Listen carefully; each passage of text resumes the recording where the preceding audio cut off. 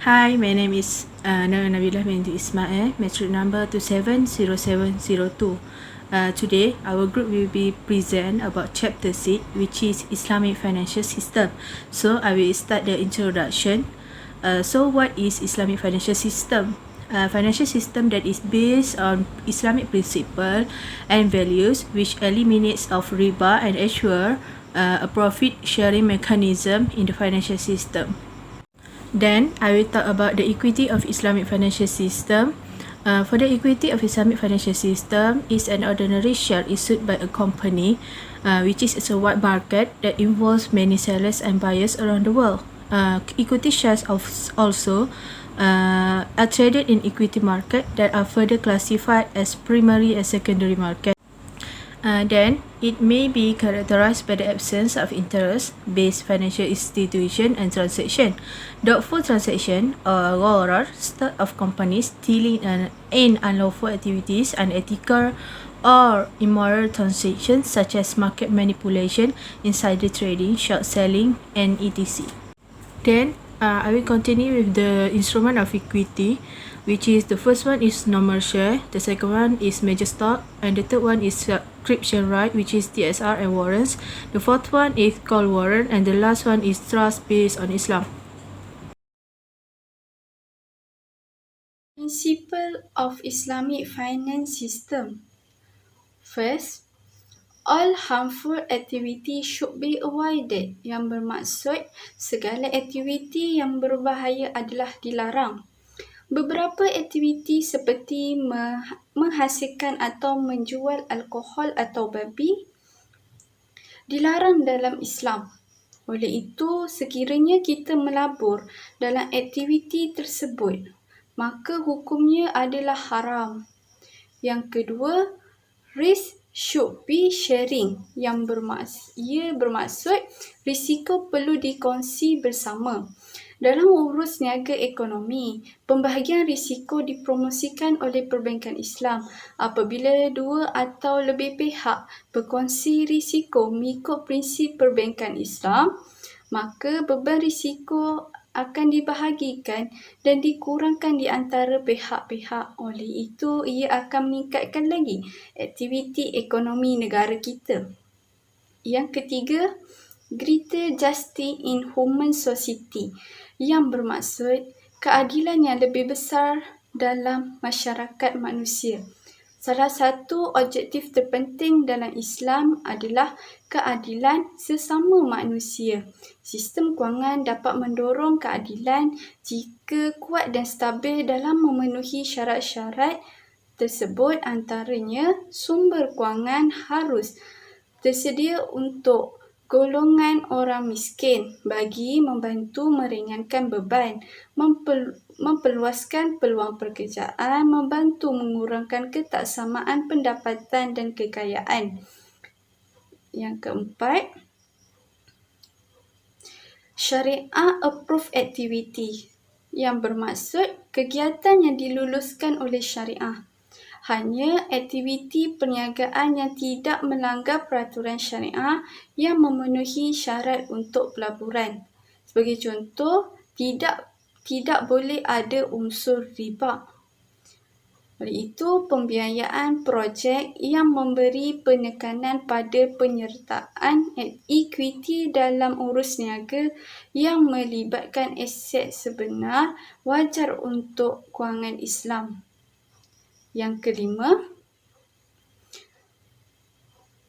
loss and profit sharing, yang bermaksud untung dan rugi perlu dikongsi.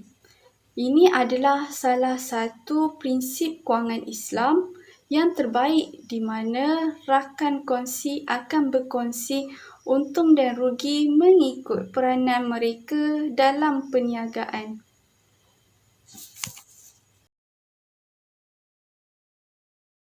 Assalamualaikum warahmatullahi wabarakatuh. Nama saya Nur Syazah binti Muhammad Nazri akan menerangkan tentang elemen yang diharamkan dalam kewangan Islam, iaitu terbahagi kepada 3, riba, gharar dan maisir. Riba dari segi bahasa bermaksud suatu penambahan, lebihan dan pertumbuhan. Dari segi istilah pula bermaksud suatu premium yang perlu dibayar dari seorang peminjam kepada pemberi hutang bersama-sama dengan jumlah bayaran yang dia berhutang. Riba terbahagi kepada dua, iaitu riba al-nasi'ah dan riba al-fai. Riba al-nasi'ah bermaksud penundaan suatu akal pertukaran yang tidak seragam dalam sesuatu tempoh. Seperti contoh, A nak tukar duit RM100 kepada B. Lepas tu, B pun bagi RM80. Nah, RM20 lagi tu kata akan menyusul kemudian. Jadi di situ sepatutnya dia harus memberi RM100 duit dalam satu tempoh sahaja. Tak boleh ada penangguhan tempoh di situ. Jadi di situ dikira sebagai riba al-nasi'ah.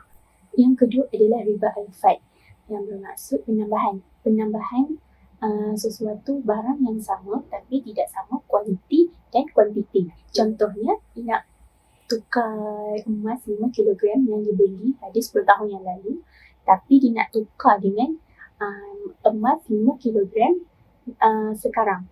Jadi di situ maksudnya emas 10 tahun lepas harga dia berlainan dengan harga emas sekarang. Jadi di situ terdapat riba al-fai. Okey, yang kedua pula ialah gharar. Gharar dari segi bahasa bermaksud ketidakpastian, risiko dan bahaya. Dari segi istilah pula bermaksud mendedahkan diri kepada transaksi perniagaan yang mempunyai ketidakpastian mengenai harga, kualiti, kuantiti, tarikh penghantaran atau pembeli dan penjual tidak memenuhi komitmen dan juga suatu kontrak perjanjian yang mempunyai ketidakpastian. Gharar terbahagi kepada dua, iaitu gharar yasir dan gharar fahish. Gharar yasir bermaksud ketidakpastian yang tidak dapat dihindari kerana telah diterima sesuatu tempat. Contohnya, nak beli durian tapi kita tak tahu berapa ulas dalam tu. Yang kedua pula, gharar fahish. Gharar fahish ialah ketidakpastian dalam sesuatu kontrak perjanjian yang melibatkan beberapa pihak dan kemungkinan akan memudaratkan salah satu pihak di dalam kerugian yang tidak diduga. Contohnya, membeli pisang yang belum masak di atas pokok. Seterusnya ialah maisir. Maisir dari segi bahasa bermaksud pertaruhan. Dari segi istilah pula bermaksud mendapatkan keuntungan hanya berdasarkan spekulasi dan nasib semata-mata.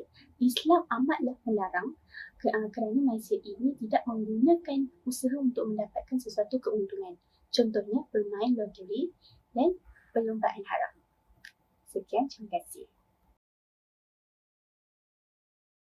Terusnya, Islamic Banking Activity. Islamic Banking Activity yang pertama ialah partnership, iaitu mudharabah. Mudharabah kontrak pembahagian keuntungan dengan satu pihak menyediakan 100% modal dan pihak lain yang ini mudarib memberikan kepakaran untuk melaburkan modal, menguruskan projek pelaburan dan jika sesuai memberikan tenaga kerja. Keuntungan yang dijana diedarkan mengikut nisbah yang telah ditentukan tetapi tidak dapat dijamin. Kerugian yang ditanggung oleh penyedia modal yang tidak mempunyai kawalan terhadap pengurusan projek selalunya digunakan untuk dana pelaburan dengan melabur memberikan wang kepada bank Islam yang dilaburkan sebagai mudharib mengambil kos pengurusan. Yang seterusnya, musyarakah. Musyarakah ini adalah kerjasama antara dua pihak yang kedua-duanya memberikan modal untuk membiayai projek baru atau yang sudah siap dibina. Kedua-dua pihak berkongsi keuntungan berdasarkan nisbah yang telah dipersetujui dengan kerugian dikongsi berdasarkan penyertaan equity. Yang seterusnya adalah murabahah. Murabahah kaedah pembiayaan perolehan aset. Kontrak antara bank dan pelanggannya untuk penjualan barang dengan harga yang merangkumi margin keuntungan yang dipersetujui sama ada peratusan dari harga pembelian atau sekaligus. Bank akan memberikan barang seperti yang diminta oleh pelanggannya dan akan menjualnya kepada pelanggan dengan markup. Peningkatan keuntungan ditetapkan sebagai perjanjian ditutup dan tidak dapat ditinggalkan walaupun pelanggan tidak mengambil barang dalam waktu yang ditentukan dalam kontrak. Seterusnya, based on saving wadi'ah. Bank boleh meminta izin untuk menggunakan dana pelanggan yang disimpan dalam akaun ini selagi dana ini akan berada di bawah budi bicara bank. Bank tidak berkongsi dengan keuntungan pelanggan yang diperoleh dari penggunaan dana pelanggan tetapi menjamin deposit pelanggan. Walau bagaimanapun, bank boleh memberi hadiah kepada pelanggan dengan hibah sebagai tanda penghargaan kerana dibenarkan menggunakan dana tersebut. Hibah boleh menjadi sebahagian daripada keuntungan yang diperoleh dari penggunaan dana tersebut. Hibah boleh dibayar pada bila-bila masa, tetapi dalam praktiknya kebanyakan bank Islam membayar hibah pada selang waktu berkala seperti suku tahunan atau setengah bulan. Seterusnya, personal financing and asset. Ijarah ni sewa pajak. Kontrak ini di mana bank membeli dan menyewakan peralatan yang diperlukan oleh pelanggan dengan bayaran sewa. Pemilikan peralatan kekal dengan bank pemajak yang akan berusaha untuk mendapatkan kembali kos modal peralatan ditambah margin keuntungan daripada sewa yang perlu dibayar. Seterusnya, purchase asset, ini arahnu atau jaminan didefinisikan dalam perundangan Islam sebagai harta benda yang ditawarkan sebagai jaminan hutang sehingga hutang akan diambil darinya sekiranya gagal membayar kembali wang yang harus dibayar. Arahnu adalah kontrak yang dibenarkan oleh syariah. Seterusnya, Islamic letter of credit. Ini adalah janji bertulis yang diberikan oleh bank Islam kepada penjual atas permintaan dan atas arahan pembeli untuk membayar dengan melihat atau pada tarikh masa depan yang ditentukan sejumlah wang yang dinyatakan dalam had masa yang ditetapkan dan terhadap dokumen yang ditetapkan yang mesti mematuhi terma dan syarat. Seterusnya, Islamic bank guarantee.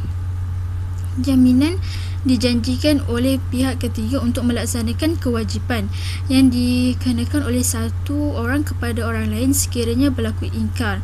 Berdasarkan syariah dan sesuai dengan prinsip kafalah, bank Islam boleh mengeluarkan atas permintaan pelanggan. Jaminan bank Islam kepada penerima yang dinamakan oleh pelanggan.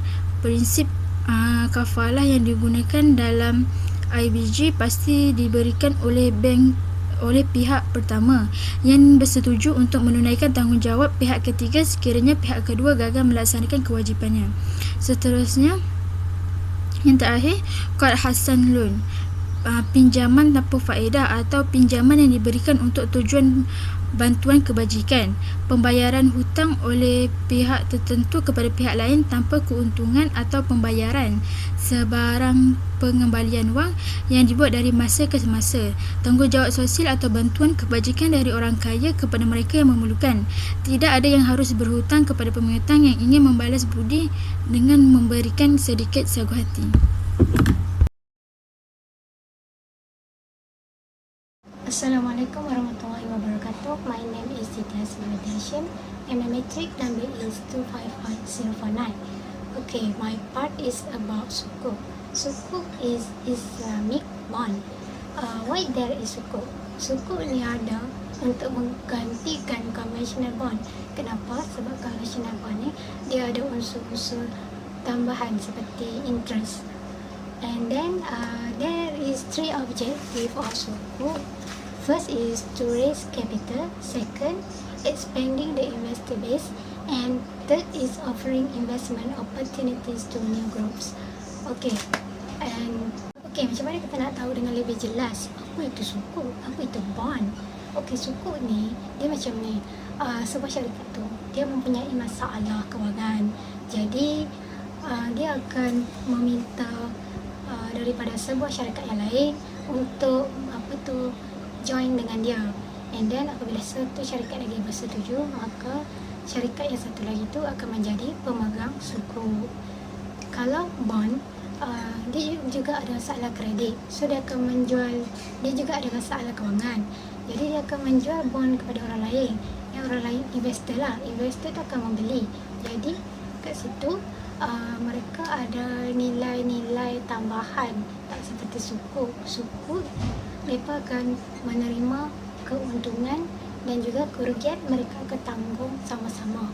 Tetapi kalau dalam konvensional bond, hanya satu pihak sahaja yang akan mengalami kerugian. Seterusnya saya akan membincangkan tentang perbezaan di antara sukuk dan juga conventional bond. Okey, yang pertama adalah asset ownership.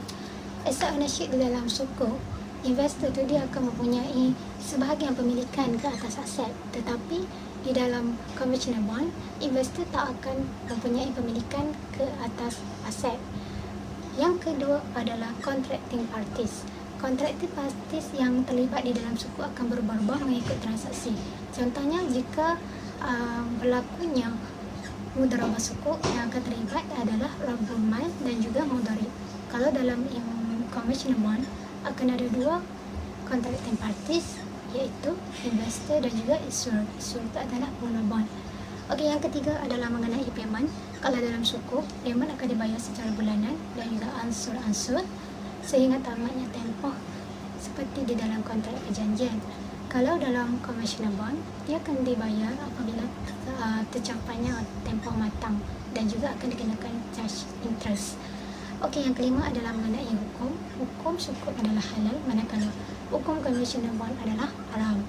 Okey, yang keenam adalah mengenai investment criteria. Investment criteria in sukuk dia mestilah patuh syariah. Untuk conventional bond, investment kriteria bebas dalam apa-apa jua projek. Okey, seterusnya saya akan membincangkan mengenai 4 jenis sukuk. Yang pertama adalah sukuk mudharabah. Seperti yang kita tahu, kalau mudharabah ni dia akan ada pengeluar modal dan juga pengusaha.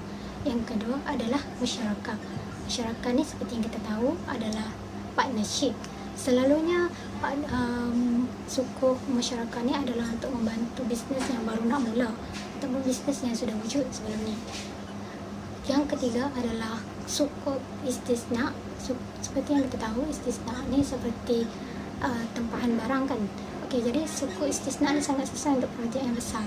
Dan yang keempat adalah sukuk ijarah.